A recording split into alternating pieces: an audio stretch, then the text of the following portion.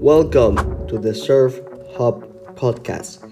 Today we have Matteo Iachino, Windsurfing World Champion. Without further ado, enjoy the interview. You. So Matteo, tell us a little bit about yourself. Yeah, well, I'm 32. I'm born and raised in Italy, in the northwest. I'm from Liguria. When I talk with people around the world, they don't really know that it's a special place for water sports, but it is because it's well exposed to north winds for windsurfing and to southwest waves. They actually are the best direction in Italy because you have a lot of fetch coming from the Mediterranean. Basically I was not really a windsurfer for all my life. I was swimming until I was 10 years old. Okay. My dad was a windsurfer since the 80s. So one of the first windsurfers actually in my place, in my region. So introduced me into windsurfing, but I didn't like it much. I thought like, it's so hard.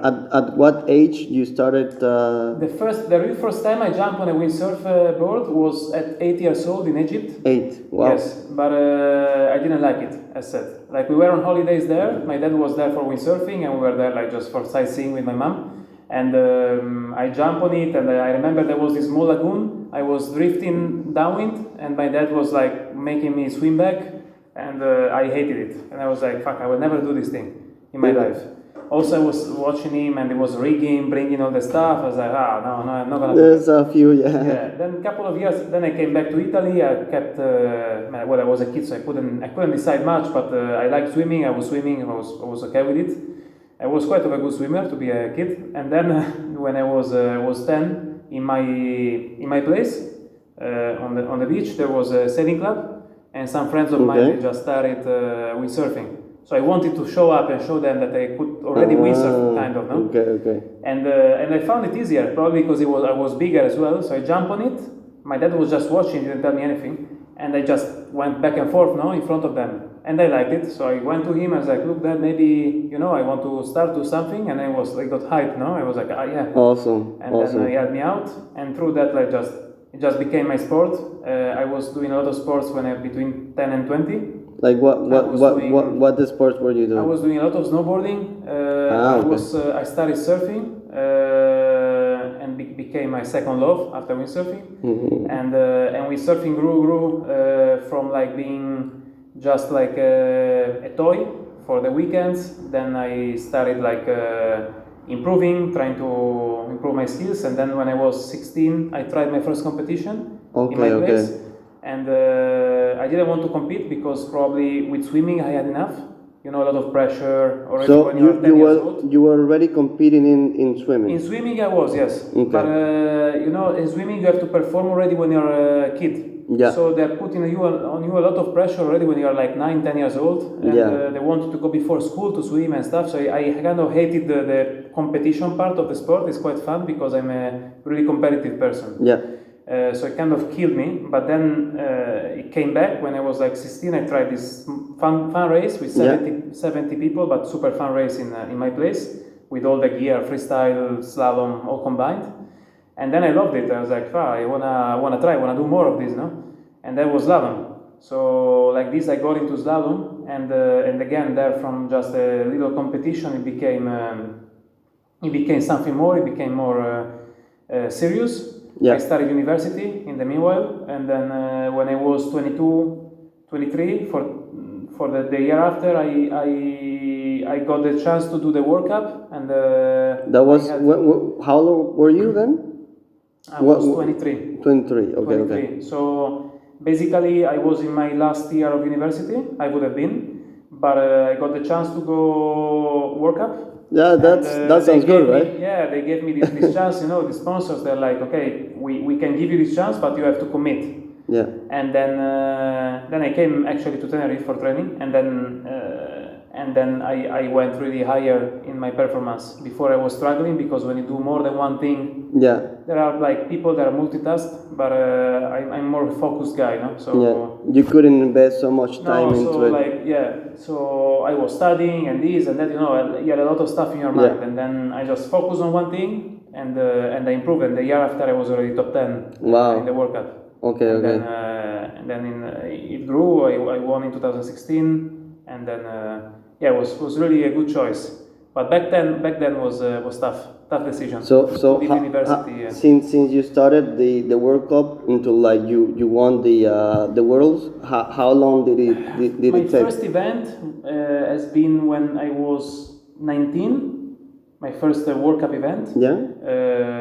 I was getting kicked out every first round. I was spending my time on the beach, like hit on the water, start, last, sitting on the beach again. Yeah. And it's been like this for more than 1 year. And then the 7 years after, I won the World Cup. Wow, that's great, huh? Yeah, it's been a fun ride. Awesome. Really awesome. nice. But yeah, I enjoyed all the water sports in the meanwhile. That's why also I didn't get into competing before, because I loved surfing so much, and I was doing skimboarding and a bit of skateboarding. A lot of stuff, like board sports with a lot of friends. Actually, went also a little bit with the motorbikes, some enduro, and I love all the action sports. I actually follow most of the action sports, and I couldn't decide because I love them all. And I was lucky because in my place we have the mountains close, so you can snowboard and surf in the same day. And I had a really nice group of friends we grew up with, and then we were sharing these passions, and it's been super nice. I wouldn't change anything. Yeah, so that actually sounds a lot like Tenerife, right? Right here you can do like a bunch of sports within the same. This is an upgrade, for the water sports. We did the same, we did the same, which is the same place, and that's kind of cool. Exactly. So right now we have a little bit of background of how you were like growing up, yes, and like myself, I'm also very competitive, yeah. So what would be a day in the life of Matteo? Yeah, to keep up that competitive spirit, or like to stay on top of your game. What is it that you do? Yeah, like I don't push myself much because I'm lucky on one side and I'm unlucky on the other. I'm really addicted to what I do. So I love what I'm doing. No? Yeah. So in the end, I just wake up, check the forecast most of the time. I'm most of the days, if I'm not competing, I'm here in Tenerife. Yeah. So there's not really much to check because it's usually either windy or wavy. Yeah. There's not really a flat day where you cannot do anything. And then I decide what to do. Yeah.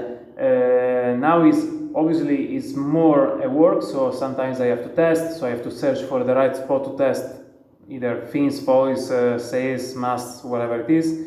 But I wake up, I check the forecast, have a really big breakfast, and then what's the breakfast like? What will be your perfect breakfast? I used breakfast? to eat mostly sweet stuff, I have to say, like Italian Greek yogurt, sweets or Greek yogurt with muesli and cookies and like cookies, like chocolate cookies. Chocolate cookies, yes. Oh man, I love them. I love it. And dark chocolate. But since I'm with Blanca, like she eats a lot with this tostada, this pan bread with eggs. Yes. And jamon and stuff like this. Good stuff. And I actually, and in Italy we have also amazing jamon. So I have to say now most of the times I eat that. Okay. A lot of eggs with bread and cheese and jamon and stuff like this. Yeah. Now and then I still eat yogurt with Greek yogurt with stuff, and obviously a cappuccino is always there. But But and then do you notice a difference when you have one breakfast or the other? Well, I have to say, like eggs, energy level wise, eggs they give me a longer lasting energy. This I can feel. For the rest, I don't really feel much. I just eat a lot for breakfast because obviously I have kind of a diet now, so I don't eat whatever I want. But it's really important in my diet, breakfast, because then I'm a really active guy, and I spend the whole day between sports basically. And then if I don't have a good breakfast, then I'm tired kind of the whole day. And you also taking like some supplements to it. I do, right? yes. I'm supported actually by Alphazer. It's a really good company that provides natural supplements. And I do use supplements. It's kind of impossible if you do sport every day to not to integrate unless you are in one place cooking all the time. So yeah, if I go, for example, I have this big breakfast. I have a windsurfing session. Right after, maybe I get some supplements to recover, because then I have lunch, and then in the afternoon I go again, and then maybe in the evening I go gym. Exactly. So it's just So pump, it's pump, like pump, a back-to-back pump. activity. Yes. Awesome. And by the end of the day, what is it that you're doing? You're Well, going to bed. You're I try going to get party, a beer or so? and relax. Okay. I used to go party. I'm not a party guy. I'm not a guy that loves, like, if I have to choose between staying the whole day and die on the beach and destroy myself on the beach and then just go to bed, I prefer that than going party.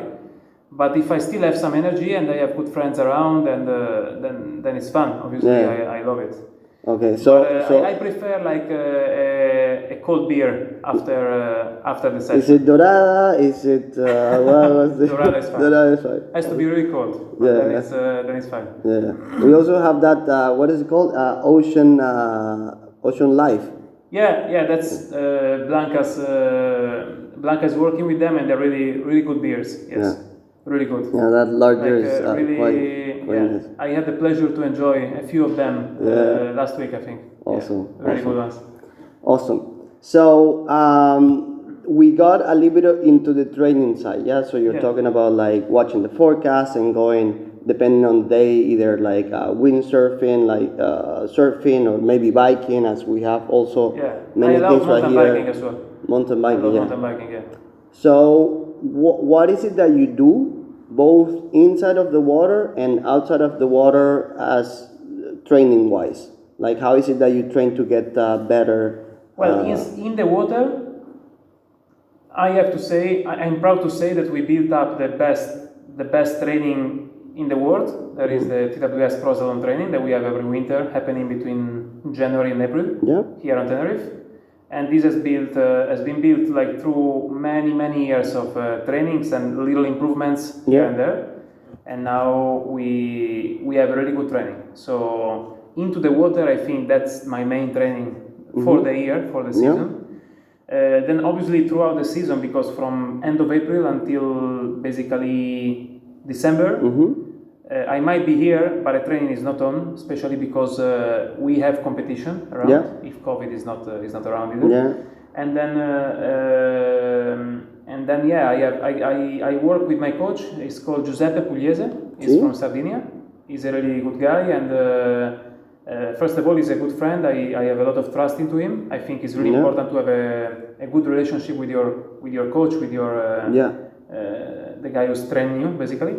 And then with him I work on the mental side and on the physical side. Okay. So I go to the gym, and I know what to do, when to do it. And we try to build up like mass and strength in the winter, and then like kind of keep the levels throughout the year. A little bit more maintenance during competitions. The hardest has been to find a way to keep everything traveling. This has been really difficult, because I've been around like for 8 months a year, some years, and to keep the same levels more or less without losing weight and muscles and stuff is really difficult. Yeah, because you also need your weight, right? You need to be fit and heavy, and to get the right amount of sleep hours, and if with the jet lags, with the different diets around the world, with diets in the airport, it's really difficult sometimes. And so the easiest actually is the winter part, when I'm here in Tenerife, because I come here to the surf hub, I rig up, I go to the ocean, I train, then I have the gym really close to the house, I eat with Blanca every day, kind of in the same hours and stuff, so it's a lot easier. But then when you stop this thing and you just start traveling, then it kind of revolutionizes you, and then you need someone to help you to understand yourself. To keep it in now in 32, I got easier at it, but before it's been difficult. It was challenging. Yes. Awesome. So you're talking about the trainings that you do here in Tenerife, yeah? Yes. So is that why you end up coming here and eventually like opening this place where we are, which is the Surf Hub Tenerife? Yeah. It came super natural. I mean, it looks like an advertisement, but it is what it's true. Basically, the year that we talked about before, when I was 23, and I had to choose between university, basically, between a professional life, career, possible, and then keeping the same life. In that year was the first year I came here for the whole winter. Yeah. And then we did have a training back then. Was not with TWS, was with Sparky, with an English guy. And then the year after I improved. Like from out of the top 25, let's say, I became 10th. Yeah. And just because I commit in the right place, no? So because you don't have, if you commit but you are in the wrong place with the wrong people around, not wrong, but they don't push you in the right way, it's difficult. But here it's so easy, no? Because you live here and you train just in front of your house. You can eat, you can have a beer. The whole life is easy, no? And that makes training easier. And makes you happy because you can do everything and it's super easy, no? You don't have to stress, travel around and stuff like this. And then, so I came here the year after as well, obviously, because something that works, you don't want to change it, no? And then TWS, the pro training came into it, and then we improved it, and then it got better, and then suddenly, now it's been almost 10 years, I come here every winter. Wow. It feels like yesterday, but it's a long time. It's a long time, for the whole winter, sometimes from December until May, sometimes a bit less, it all depends on the season, on the competition. And then, but yeah, it's an amazing place to train. And then a couple of years ago, in 2019, I got the chance to be co-owner of the Surf Hub and to be the face of the Surf Hub and to open something that I always wanted to build, let's say. And I said, why not? The idea of having like a multi-water sports center has always been there with me, no? I thought, okay, in the future that's what I want to do, no? Because I want to drag people into water sports. Yeah. I love them all, and then what I like the most in my life is spend time in water. So I wanted to give this to people, no? To attract people to and I wanted to do it in the right place as well. So then after many years I was coming here to Tenerife, I had the chance to do it. I was like, why not? This is it, right? Stupid not doing that. Yeah, I mean, I decided to do it. This is an awesome place because seriously, we have everything from surfing, windsurfing. Now we have the addition of like foiling, right? So now we got both wind foil and wing foil as well. Yeah. And I didn't know that you also skimboard. I'm a very keen skimboarder. Ah, really? Yeah. I actually have to say is a sport I did the most when I was a teenager. Yeah, right. Because you can basically do it. Yeah. But I couldn't move from my village. So when I could go surfing there, it was fine. But in summer, there's not much swell. Yeah. So I was skimboarding with my friends all every the time. day. Yeah. I even did a small contest. Yeah, seriously. Yeah. That's awesome. And we were building ourselves like these small boards made out of wood. So we're bending them and painting them with all the designs, awesome. Extreme adrenaline, funny stuff. Now that we're talking, we should get some skimboards. Right? Yeah, we will. That would be awesome. That's what we miss, no? Like we kind of everything inside. So awesome. we miss the skimboard. Yeah. Good. Yeah. So, Matteo, we are going to go now for the rapid fire section of our show. Yes, of our podcast. So I'm gonna make you a couple of questions, yes, and just be as honest as you can, okay? Okay. This is basically the end of it. So, surf or windsurfing? Tough one. Tough one. Windsurf. Windsurf. Okay. So the chicken wings, spicy or sweet? Spicy. Spicy. Nice. Favorite food? Tricky one. We were in Spain, just remember that. I know. But I have to say farinata. Farinata is flatbread, similar to focaccia, but is oven cooked and is thinner. Is typical for my place. Farinata with cheese is really good one. Anybody in particular has to do that from your family, or you can have it like many? I can do it in a good oven actually, but in a good oven. In a good oven. Yeah. Okay. If I have a bad oven, I cannot do it. Okay. I tried in a shitty oven and came out pretty bad. Okay. But yeah, anyway, whatever place in my region that does it usually does it good. Doesn't have to have like a wooden oven place, but I will take notes, huh? Yeah. Top 3 places for windsurfing. Top 3. Tenerife, easy. close to Europe and everything. Maui Maui, nice. and New Caledonia. Okay, that's wild. That's cool. And top 3 places for surfing. You're just coming back from Fuerteventura. I did, yes. It was really fun. But I have to say, wind-wise and stuff here is better because of the cliffs. Yeah. So again, I would say Tenerife. Probably because I know it the most because I'm always here. Yeah. Then Liguria. My Liguria. place. Oh, you showed me that And barreling can wave. be That's really good. Yes. awesome. And then, where did I go? Oh, I've been in many places. Well, Maui again, Maui again. I would say. Yeah. Awesome. I have not been to Oahu. I wouldn't probably appreciate the waves in Oahu. They are too hardcore. From the probably in the North Shore. From the North Shore, They're yeah. probably better, but Maui is fairly good. That sounds awesome. All right, tricky one. Football team. It's not really tricky because I don't like football. Oh, you don't like football, so you don't have to choose between Barca and Real Madrid or anything like that. No. Or maybe Sevilla. We say Sevilla, Sevilla. or Betis. Sevilla or Betis? Sevilla. Sevilla. Yo soy del Betis. Oh, okay. Blanca No is from idea. it. Sorry, Okay, guys. so we are Sorry. fighting already. I'm not. It's I'm okay, not it's trying okay, to make it's any. okay. That was quite easy anyway. And biking or running? Biking. Biking, much better. Mountain biking. Cool. And the last one is I would like you to share something that for everybody to remember about this interview. About this interview. Yeah.